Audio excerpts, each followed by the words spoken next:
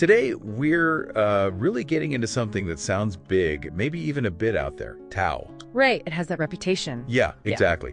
But our mission here is to sort of peel back those layers, get past the common ideas and find out how practical TAO actually is in your daily life. It's surprisingly grounded. That's what we want to show you, how this seemingly, profound thing is really rooted in just everyday experience. We're using some great excerpts today that really focus on that link between TAO, simple actions, and our inner conscience. And it's interesting how these sources, right off the bat, they pull TAO down to earth. It's not some, distant force floating around. They describe it as, yes, profound, but also practical, common, natural. It's apparently present in everything around us. So it's about noticing it then? Pretty much. It depends on whether you actually pay attention. Observe, feel what's already there. Okay, that's definitely a different angle than, what you might pick up generally. So if it's common and natural, what isn't TAO?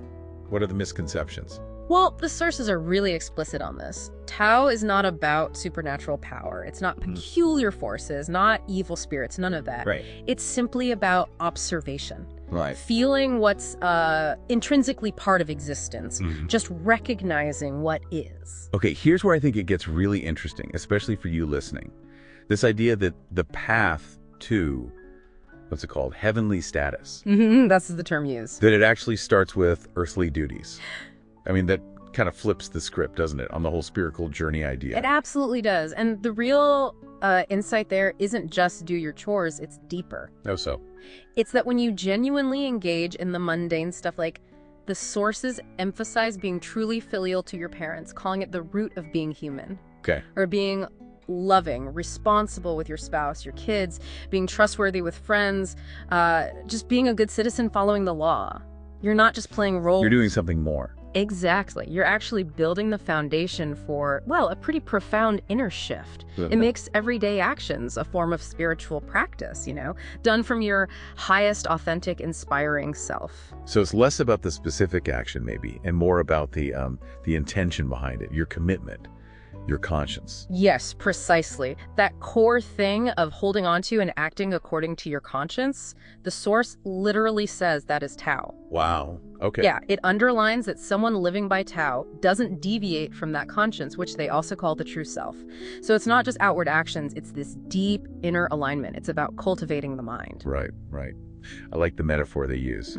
It's like tending a garden, your mind's garden. You're actively clearing out the weeds, things like anger, greed, bad habits, ignorance, all that stuff. To get back to its natural state. Yeah, to restore the mind's original nature, which they say is pure, tranquil, still peaceful, like a mental spring cleaning, kind of. And building on that, cultivating that inner peace, the sources then show how this inner state naturally flows outward. How it shows up in the world. Exactly. Through our actions, the virtues we live by day to day. Right. And you see TAO showing up not just in the big obvious virtues like, loving your parents, which we mentioned. Filial piety, yeah. But also in things like friendship. And they mentioned the 3 bonds, superior, subordinate, parent-child, husband-wife relationships, and the 5 constant virtues, benevolence, justice. What are the others? Propriety, wisdom, and faith. And then there are the 8 cardinal virtues too. Filial piety, again, brotherhood, loyalty, trustworthiness, propriety, justice, integrity, and knowing shame. Knowing shame. That's an interesting one. Not like embarrassment. No, I think it's more like having that deep internal compass, that sense of integrity that guides you away from actions that aren't aligned with your true self, almost instinctively. Okay, that makes sense. And connecting this to the bigger picture, the idea is that TAO is originally bestowed on you. It's already there. It's your heavenly mandated conscience. You don't have to go searching for it outside yourself. Not at all. It's easily cultivated, they say, just by following that conscience, which is described beautifully as the Buddha's heart, the merciful heart, the heavenly heart, and the true heart. It's innate. So it really makes you stop and think. Yeah. It sounds so simple, doesn't it? Yeah. But living by it consistently, that's the challenge. Definitely. But the core message is, TAO is in you, not just in a temple, not in some far-off place. It's inherent. Which brings up a really important point they make. Since TAO is, invisible, formless, shapeless, you can't just theorize about it. You have to live it. You have to realize it and put it into action. The truth, the text says, comes from actual practicing. not just talking about it. So like being honest when it's tough or patient when you're frustrated, those are moments of Tao cultivation. Exactly, those kinds of moments. That's why cultivating Tao is really about searching for the truth, capital T, and finding your true self. And this truth isn't something that changes with the trends, right?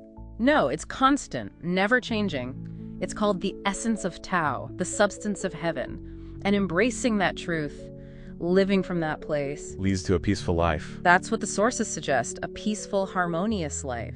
Because you're aligned with your innate nature, which is innocent and pure. So wrapping up this deep dive, Yeah. the main takeaway seems to be that Tao isn't this remote, mysterious idea at all. Not really, no. It's actually incredibly practical. Yeah. It's active in your everyday life right now, accessible through your conscience, through your actions. It's already within you, just waiting to be lived. And maybe a final thought to leave you with. How might recognizing your own innate conscience as the truth of Tao reshape how you approach your daily duties, your relationships, maybe even your own sense of inner peace? Something powerful to consider. Definitely something to reflect on as you go about your day.